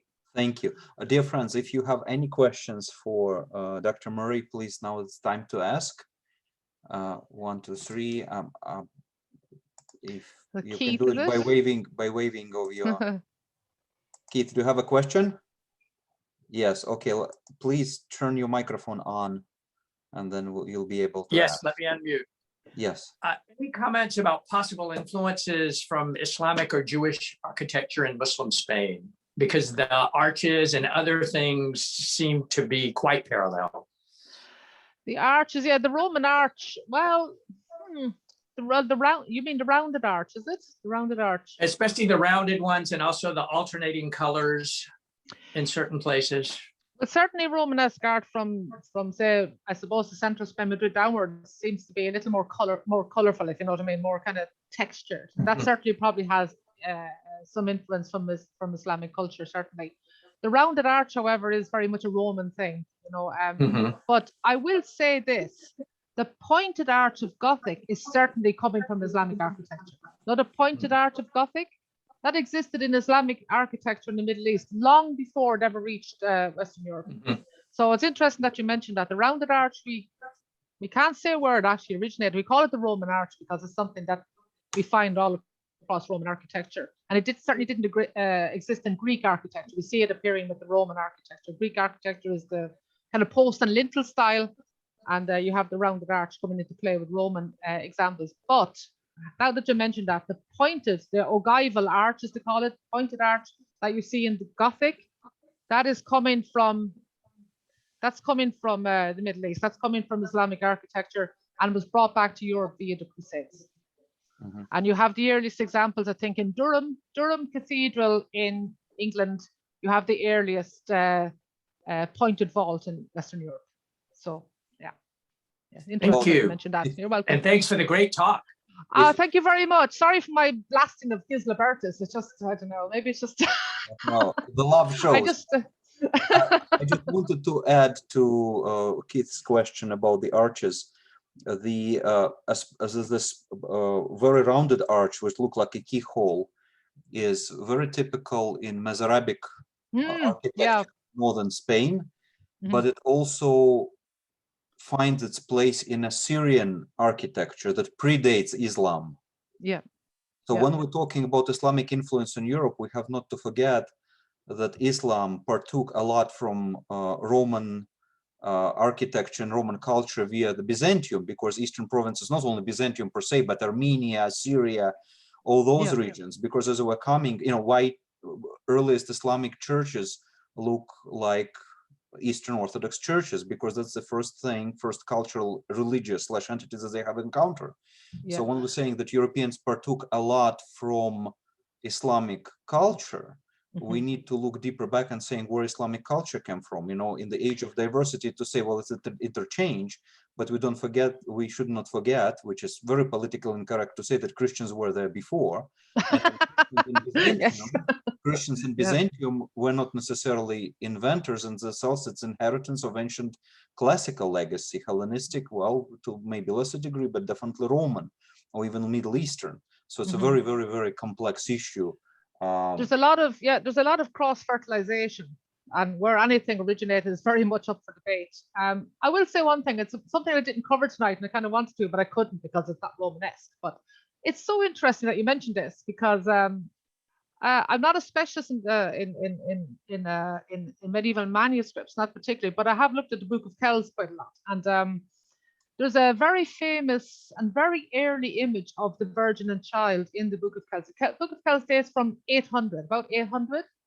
It's Irish, it's Irish insular art, probably produced on the island of Iona, possibly, and then brought back to Ireland, but produced by Irish monks in the island of Iona off the coast of Scotland. So this is 800, and you have this presentation of the Virgin and Child, and it's the earliest time you see the baby Jesus sitting on the Virgin's lap. It's one of the earliest instances, but it's been discovered. One scholar has come up with the idea that this, because a lot of the materials, the pigments for the paints used, it comes from Iran, from Iraq, from the Middle East, and so a lot more exchange than maybe we would expect. But this presentation of the Virgin and Child, they say, may have originated in Egyptian art. That this presentation of Isis, you know, with the sun on her lap, is very typical in Egyptian art, and that to early Christians, when the Romans took over Egypt, and they're trying to kind of express, you know, maybe later on in the 3rd, 4th centuries, they're trying to express this Christian story to the locals in a way that they might understand it. Because the locals are not Christian, trying to convert them to Christianity. Said, okay, how do you make this story understandable? So they look at this image of Isis with her son sitting on her lap, and okay, look at the Virgin and Child and present it in a similar way. They'll understand what we're talking about. So to think that possibly this image, this very early image of the Virgin and Child in the Book of Kells may have been inspired by a very early Egyptian examples. It's so interesting, you know, to think that that might be the case. But it's just, if you think about it, maybe you're trying to tell people who know nothing about something, they're trying to express this story to them in a way that they understand, that they might understand, you know, looking if it relates in some way to their own culture. So I mean, it's just so interesting to think that because a lot of the materials, the pigments used to paint the images in the Book of Kells came from very far away from Ireland. It came from the Middle East, and from Afghanistan, from Iran, places like that. That these are ideas that were gathered and they make their way back, you know, to far Western Europe. And so it's not, you know, you, as you say, there's a, who's to say who invented what? Maybe you go back far enough, where anything began. But do you think that possibly in the very early 9th century, that images in the Book of Kells are inspired by presentations of Isis in Egyptian art? You know, I think that's something to think about. And it's even top of Byzantium, the Arda. I'm going really off the point of Romanesque here, but we have a very important chalice in Ireland called the Arda Chalice. It's a very fine example of a Christian metalwork from around the same time as the Book of Kells, or 9th century, early 9th century. And that chalice type has been inspired probably by the type used in Eastern Byzantine art. If you look at the mosaics, yeah, in Ravenna, for example, you see the Saint Justinian, yeah, the Emperor Justinian, and his wife is holding a chalice of exactly the same type in his hands. And this has come from Byzantine art. So we keep thinking, okay, this is not very original at all. We think this is very Irish. It isn't. It's coming from this Eastern European design. So there's a huge amount of cross-fertilization of styles, much more than we might kind of readily understand. I think it's interesting. All right. Sorry for my wandering. I'm wandering again. So. Since we're on this subject, and of course, I mean, we started to talk about Romanesque, and which have to stack to it, but I'll just my 2 cents. If you're looking at publications from 1960s or 1970s, especially where they're discussing the origin of the icons, and hence I asked about the icons, as I would say that it's a Fayum portraits, you know, it's in caustic. Oh, they're beautiful, style. Yeah, beautiful. Yes, yeah. Such, and that's what they gave birth. Now the notion of it's pretty much dismissed. Oh, of course, what was interesting that first of all, very clearly there is written evidence of existing icons before the end of the 5th, early 6th century, because we just don't have them surviving. Second of all, the evidence that was completely dismissed, that there were devotional imagery from the Greco-Roman antiquity found in particular in Egypt. And many of them were in Germany, and they were lost during the Allied bombings of the cities. There were some museums that were completely destroyed and vanished, but some of them survived. For instance, there is 1 or 2 devotional icons, very clearly pagan, with pagan imagery, that survive in the Maryland Institute of Fashion Design Museum, something like that. And they not only have the same technique, they even have the same size as early surviving icons. That's very interesting. Yes, that's so interesting. There's a book published. I have it somewhere here on the shelf. I'll use this opportunity to show off to the entire world. By the way, of YouTube, maybe not, but I can put a reference. I could put the reference in. Forgive me. And if you don't have that book, I could not more recommend. I purchased maybe 15 copies to give it a gift. So my copy that I read, I gave to someone. So this is even still in plastic wrapper. The Dawn of Christian Art by Tom F. Matthews and Norman Mueller. Okay. There is not very clearly imagery, but I'll put it in. That sounds fascinating. In the reference, and the incredibly compelling argument, right, to Thomas F. Matthews, The Dawn of Christian Art, where he presents all that evidence. It's absolutely spectacular book. where the origin of Christian icons don't necessarily have to be related to Fayum portraits. And more or less that Fayum portraits is part of general pictorial culture, tradition of portraiture like sacred to whatever fashion imagery. And whatever we have, they are earliest icons from among those that are surviving, but it's not to say that did not survive before. And of course, if you're looking at some Coptic examples that comes from 6th, 7th century, they're like tiny fragments, but they were very widespread. And they're nothing like portraits of Fayum. So very clearly that picturesque in this icon form was used quite early, and it was quite spread already by the late antiquity. You know, it was common. I would probably say that my own experience as an academic, that knowledge it shouldn't vary, but knowledge and insight varies greatly across academics, and knowledge is rejected and reintroduced across time. And it's, I suppose I would probably say that, you know, that I tend to kind of read everything with suspicion, since I read everything with suspicion, because I find that it's a very tentative thing. I'm writing a book at the moment, and it's I always have in the back of my mind, okay, could I hold this in court? Could I defend this argument in a courtroom? You know, could I do it? You know, and everything has to be very carefully worded as to say that probably, ostensibly, likely, you know, and you are right to point out that it has a pictorial similarity. You're right, the Fayum portraits, beautiful as they are, may not directly relate to the development of the icon. They could be completely separate developments. It could be that just two very similar kind of pictorial designs kind of emerged. And as you say, that we have very, very, very patchy information. We are left with only a fragment, a tiny amount of what was produced. What we have is very rudimentary, and as you said, so much material has been lost. And who's to say, you know, that this argument that it's coming from Fayum, maybe not, maybe so, but maybe not. That you have to challenge everything and maybe just say, okay, this is an interesting hypothesis, but maybe it's not exactly, you know, that's not exactly what happened.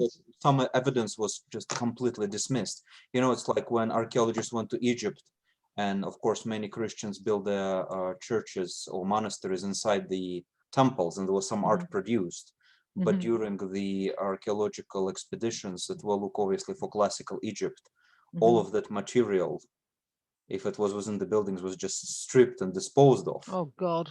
Yeah. So, and it was not considered to be of a value, not everywhere, but in many places, because there are some even imagery of Christian frescoes surviving inside of Egyptian monuments from the beginning of the 20th century that are no more, and nobody knows at one point that have been scraped away, or what happened to them on natural causes. And what's very interesting that this Thomas Matthews, he points out that these devotional images were never, they were completely oversighted even by the brightest and greatest Christian minds. And why? Really? You know, that it was sort of connection to the mummy portraits from Fayum, which when they have been founded also rather relatively recently. And whole hypothesis was built exclusively on the funeral portraiture, and time the vast evidence was somehow completely oversighted. Yeah, so I mean, it is a little bit thin, isn't it, to kind of say, oh yeah, it looks a bit similar, so it must be coming from that. Like, right. You know, so, but it was the mainstream. But now there is more in academia. I guess there is a shift as to look at the devotional portraiture of classical antiquity, which not much of it survives, but survive enough to make the statement that there is much more to the story than was commonly accepted even 40 years ago, 30 years ago. Yeah.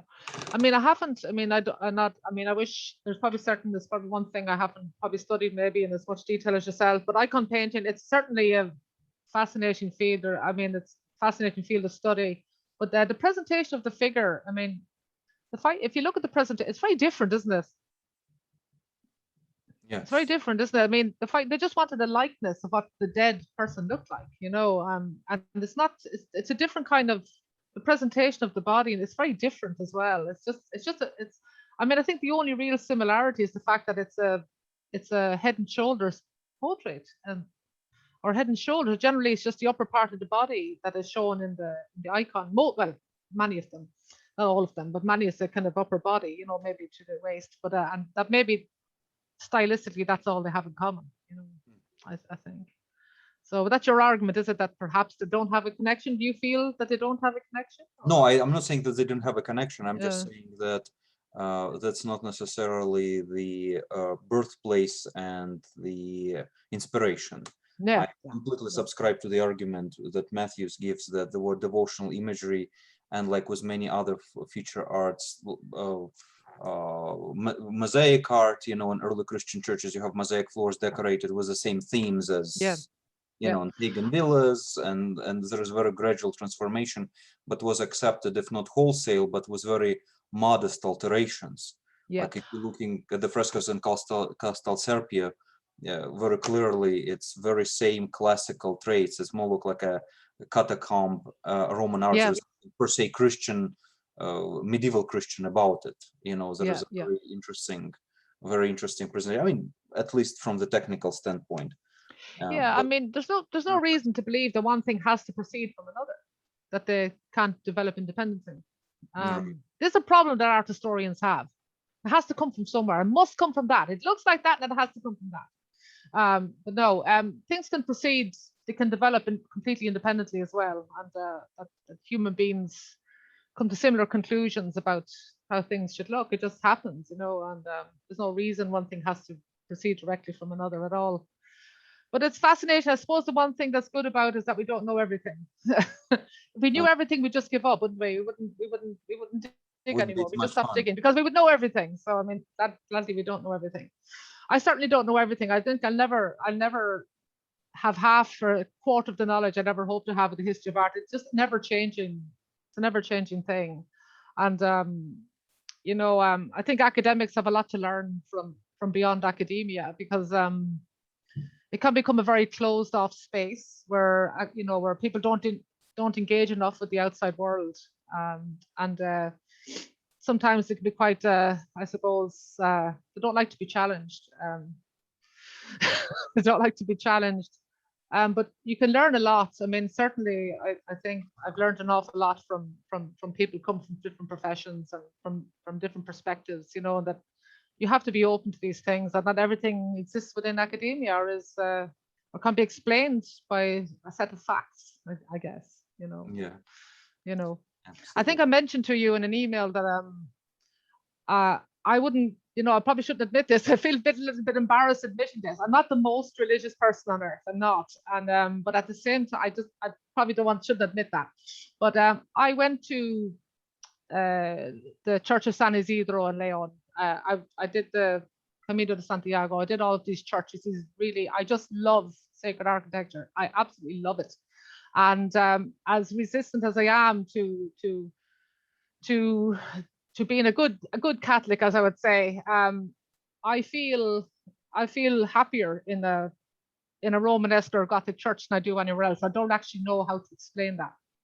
And so I went to the Church of San Isidro, and I'm not talking about that beautiful painted crypt underneath the Pantheon de los Reyes. I'm talking about the upper floor, which is a kind of a small, very small little space with small little typically Romanesque arched windows high up on the wall, very sparse. And I just, when I walk into this place, I feel something that I really can't explain.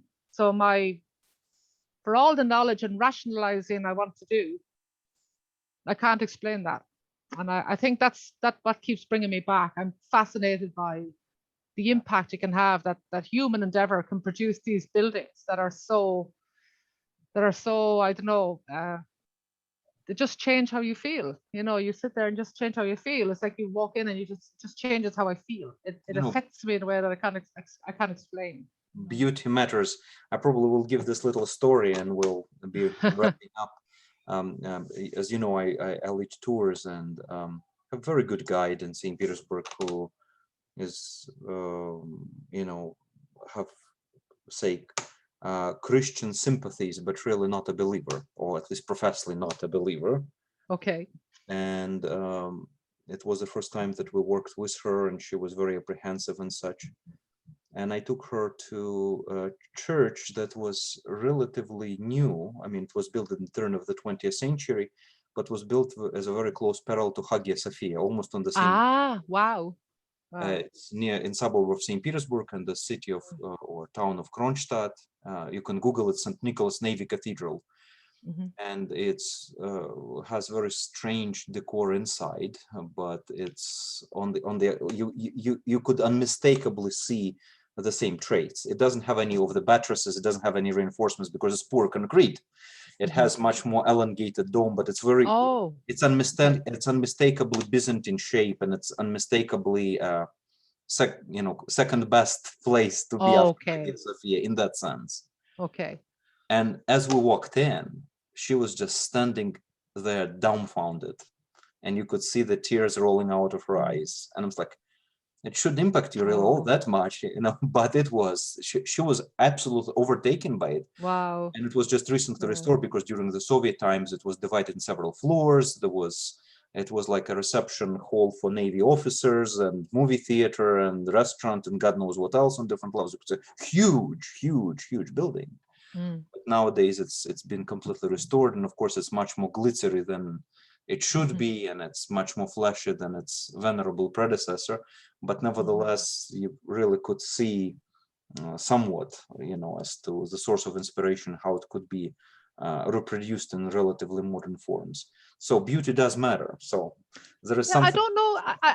It's beauty, but I don't know if it's all explained just by I don't know what it is. I see, Ilya, look, I look at beautiful things. I look at beauty, what I think are beautiful things all the time. I don't think it's about that. I mean, okay, Hagia Sophia is this huge, overwhelming space. Okay, so did you know the Christ, not the Christ upstairs, the mosaic? Yes. The famous one. Okay, I stood there for 2 hours. I just couldn't stop looking at it. It's like, but I can't explain it through beauty or art history. I can't explain that. I don't know. I think I really don't know what it is. Mystery. It's mystery. It's like the idea of the tears rolling down the face. I think when I walked into Leon, the Gothic Cathedral in Leon as well, is this thousands of square feet of stained glass. And I walked in, and the light was shining through the glass, and the place was full of colored light. And I was quite taken aback, to be honest. It's just it's either genius or something that just cannot be explained. I don't know. But certainly, I would say, I suppose I'm saying this because my fascination with them doesn't come from being an art historian. It's far deeper than that, I think. And as much as I might not want to admit it, and I can't explain it intellectually, that when I walk into these buildings, sometimes I feel something I said, is this genius? What is this doing to me? I don't know, but it's something that I think that's why I keep going back, is because it cannot be explained to me in simple terms, and by any amount of academic books or whatever. I cannot explain it. It's something beyond that, I think. So I'm sorry for babbling again. But thank you. No, that's very fascinating. It's for these moments that we organize it. Thank you so much, Anne, for your time. You're very welcome, and I hope that people learned a little bit from it, as I say, and as you correctly pointed out, this is a very tiny snapshot of the subject. Yes. And so maybe if we could impose at some point in the future, we may have you back again, because absolutely, it would be a pleasure. It would be a pleasure. I thank you, everyone, for listening. Take care. Thank you. Bye-bye. Bye-bye. Thank you. Bye-bye.